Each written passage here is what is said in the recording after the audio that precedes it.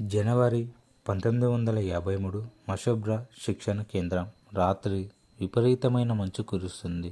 అంతా నిశ్శబ్దంగా ఉంది. కంపౌండర్ కృష్ణదాస్ నేగి కంగారుగా ప్రిన్సిపల్ తలుపు తడతారు. సార్, హరిరామ్కు 105 డిగ్రీల జ్వరం ఉంది.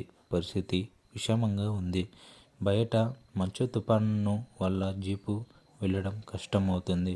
మరుసటి రోజు ఉదయం కొండదారి మంచుల్లో చిక్కుకున్న జీపు ఆసుపత్రికి వెళ్ళే దారిలో మంచు చర్యలు విరిగిపడి దారి మూసుకుపోతుంది. సహాయం కోసం ఎదురు చూస్తుండగానే హరిరామ్ జీపులోనే శ్వాస వదిలేశాడు. వాతావరణం అనుకూలించక అతని శరీరం సగం మాత్రమే కదులుతుంది. మిగిలిన శరీరం అక్కడే మంచులో పాతిపెట్టాల్సి వస్తుంది. మే 10, 1953 నీమా ఇల్లు.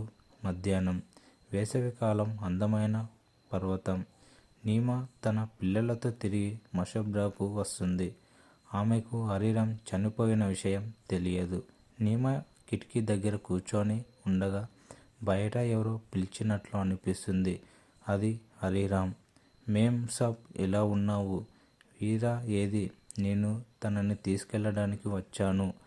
నీమా నవ్వుతూ, తను పడుకుంది హరిరామ్. సాయంత్రం వచ్చి తీసుకెళ్ళు. అదే రోజు సాయంత్రం ఇంట్లో రాజ్ ఇంటికి వస్తాడు.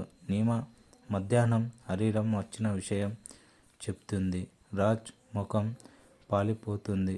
చేతిలో టీ కప్పు వణికిపోతుంది. రాజ్, నీమా, హరిరామ్ ఈ చలికాలంలోనే చనిపోయాడు. నీమా షాకుకు గురై చేతిలోని కప్పు కింద పడేస్తుంది. అది ముక్కలుగా పగిలిపోతుంది.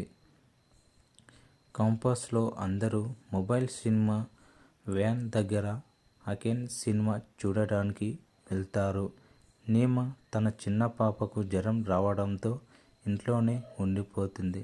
నిశ్శబ్దంగా ఉన్న గదిలో మళ్ళీ అదే గొంతు వినిపిస్తుంది.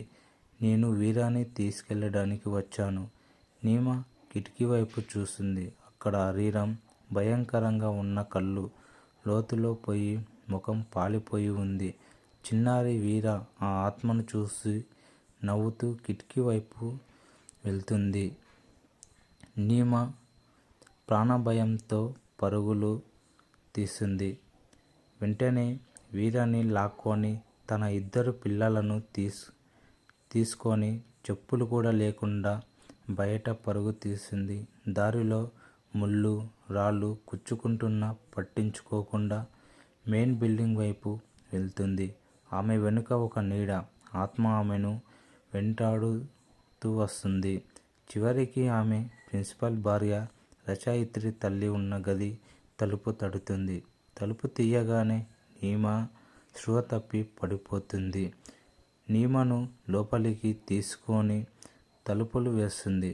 బయట కుక్కలు వింతగా అరుస్తాయి. వారు ప్రార్థనలు, గాయత్రి మంత్రం చదువుతుండగా ఆ ఆత్మ ప్రభావంతో గది కిటికీ అద్దం ఒక్కసారిగా పేలిపోతుంది. ఆ ఆత్మ గది బయటనే తిరుగుతూ తనకిష్టమైన పాప కోసం చూస్తూ ఉంటుంది. ఆత్మలకు మరణం ఉండదు. వారి కోరికలు తీరే వరకు వారు ఇక్కడే సంచరిస్తారు.